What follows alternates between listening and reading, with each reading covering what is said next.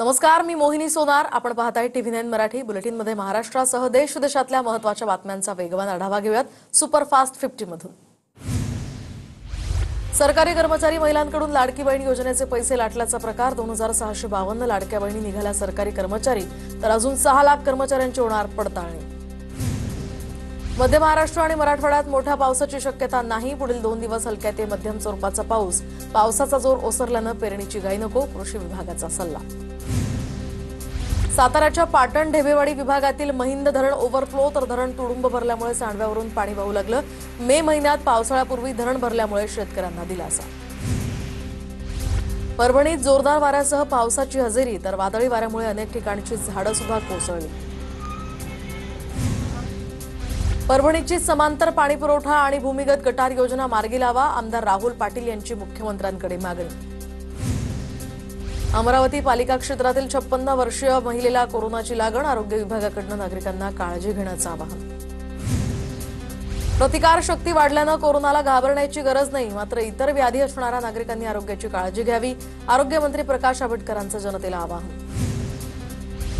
नागपूर जिल्ह्यातील पाटण सावंगीमध्ये 60 लाखांची रोकड जप्त. नागपूर भोपाळ महामार्गावर राष्ट्रीय महामार्ग पोलिसांची कारवाई.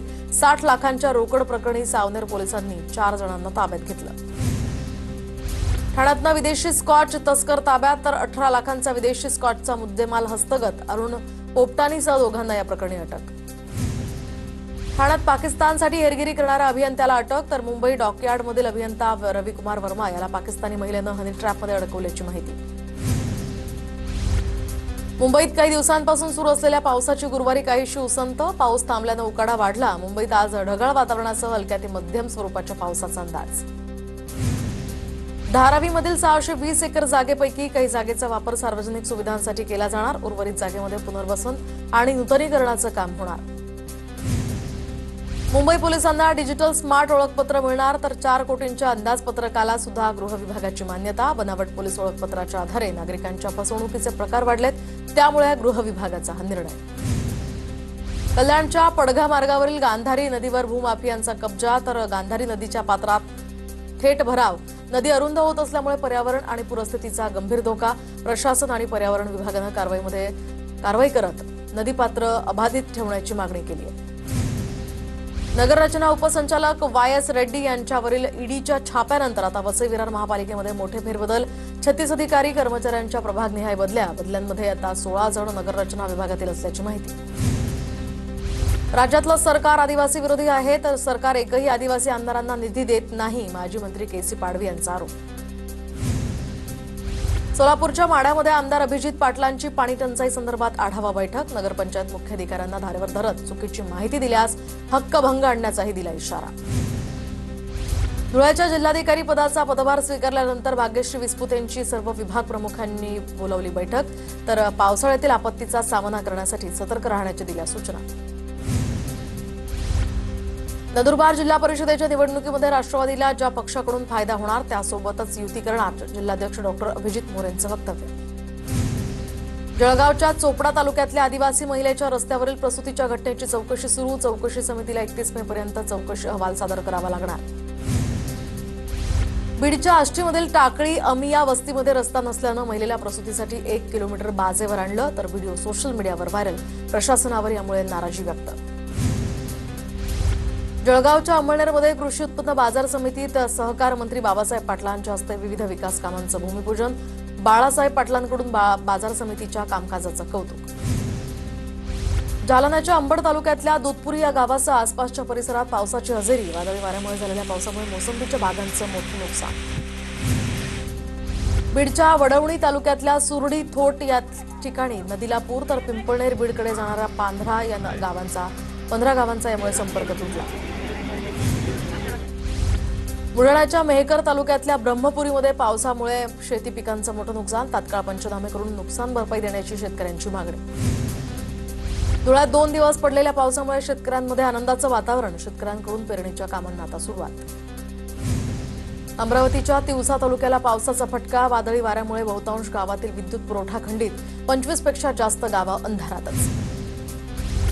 नांदेडमध्ये खाणीत बुडून 2 शाळकरी मुलांचा दुर्दैवी मृत्यू. हदगाव तालुक्यातल्या गारगव्हाण गावावर शोककळा. शेतातनं घरी येताना पाय घसरून खाणीत पडल्याची माहिती. रत्नागिरीच्या चिपळूणमध्ये मुंबई गोवा महामार्गावर पोलिसांनी गुटखा भरलेली पिकअप गाडी पकडली तर चालक पोलिसांच्या ताब्यात. गुटखा भरलेली गाडी सुद्धा जप्त. सोलापूरच्या माढा तालुक्यातल्या घोटीमध्ये नववधूचा लग्नाच्या दुसऱ्या दिवशी हृदयविकारानं मृत्यू. मुलीच्या 10व्याच्या दिवशी वडिलांचाही मृत्यू. गावावर सध्या शोककळा. धुळ्याच्या शिरपूरमध्ये कुट्टी मशीनमध्ये डोकं अडकल्यानं 14 वर्षाच्या मुलाचा दुर्दैवी मृत्यू. मशीनवर चारा कापत असताना घडली दुर्घटना. माथेरानमध्ये फिरण्यासाठी आलेल्या पर्यटकांच्या 2 गटात जोरदार हाणामारी. घटनेचा व्हिडिओ कॅमेऱ्यात कैद. हाणामारीचं कारण मात्र अद्याप अस्पष्ट. जळगावच्या नशिराबादमध्ये एकाच दिवशी डेंग्यूचे 5 रुग्ण आढळले तर आरोग्य यंत्रणा यामुळे अलर्टवर. संपूर्ण गावात सर्वेक्षण आणि जनजागृती मोहीम सुरू. नंदुरबार जिल्ह्यातील 60 गावं आणि 250 पाड्यांसाठी पावसाळ्यापूर्वी अन्नधान्य पुरवलं तर नर्मदा काठच्या पलीकडे राहणाऱ्या नागरिकांशी संपर्क होत नसल्यानं अन्नधान्य पुरवठा. करमाळामध्ये पावसानं टोमॅटो उत्पादक शेतकऱ्यांचं मोठं नुकसान. शेतकऱ्यांचं 35 लाखांचं नुकसान. दरम्यान पंचनामे करून आता नुकसान भरपाई देण्याची शेतकऱ्यांची मागणी. धाराशिवमध्ये जोरदार पाऊस. काही भागात पाणी साचलं. मान्सूनपूर्व पावसामुळे शेतकऱ्यांची खरीपपूर्व मशागतीची कामं ठप्प. मांढरदेवी घाटामध्ये दरड कोसळतानाची दृश्य कॅमेऱ्यात कैद. दरड कोसळतानाचा हा व्हिडिओ कालचा असून 2 तासातच ही दरड बाजूला करून वाहतूक पूर्ववत करण्यात आली. सोलापूरच्या मोहोळमध्ये दुथडी भरून वाहणाऱ्या भीमा नदीमध्ये शाळकरी मुलांची हुल्लडबाजी. मुलांच्या जीवावर बेतण्याची शक्यता. बेगमपूरमधील बंधाऱ्यावर मुलांची ही हुल्लडबाजी सुरू. अहिल्यानगरमध्ये झालेल्या पावसामुळे सीना धरण हे 70% भरलं. पावसामुळे शेतात पाणी तुंबल्यानं महिनाभर तरी पेरण्या आता खोळंबल्या. पालघरमध्ये पर्यटकांच्या सुरक्षिततेसाठी रोबोटिक बोटी तैनात. पालघर जिल्हा आपत्ती व्यवस्थापनाकडून रोबोटिक बोटींचं वाटप. कुलस्वामिनी तुळजाभवानी देवीच्या भक्तांसाठी आनंदाची बातमी. मंदिराच्या 1865 कोटी रुपयांच्या विकास आराखड्याला प्रशासकीय मान्यता. मंदिराच्या विश्वस्त मंडळानं राज्य सरकारचे मानले आभार. शासकीय कामकाजात आता ई-ऑफिसचा वापर बंधनकारक. 1 जूनपासून कागदी फाईल स्वीकारण्यास शासनाची मनाई. आता एका टेबलची फाईल दुसऱ्या टेबलवर जाण्याचा वेग वाढणार.